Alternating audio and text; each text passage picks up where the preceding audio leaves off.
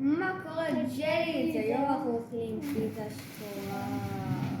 רק שתדעו, בגלל שזה הזמנה מיוחדת, אז הזמנו כל משלט בנפרד, ואני רציתי להזמין עוד מפרש. ויש לנו קערה לנקות כוס מים שקצת שתינו, ועכשיו אנחנו תואמים את הפיצה השחורה.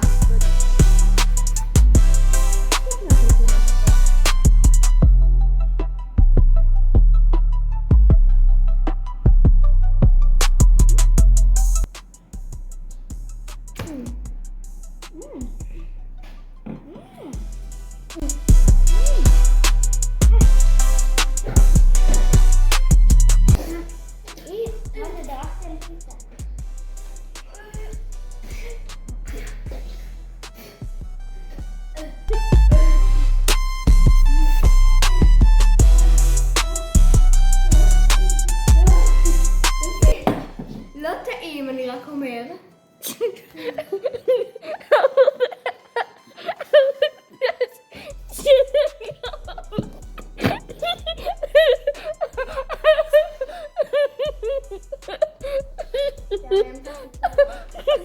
תקשיבו, זה היה מגעיל. האמת שזה דווקא די טעים.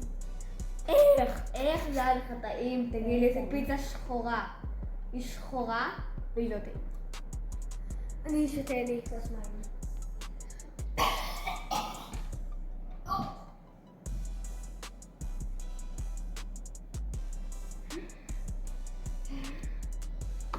לא, ממליץ.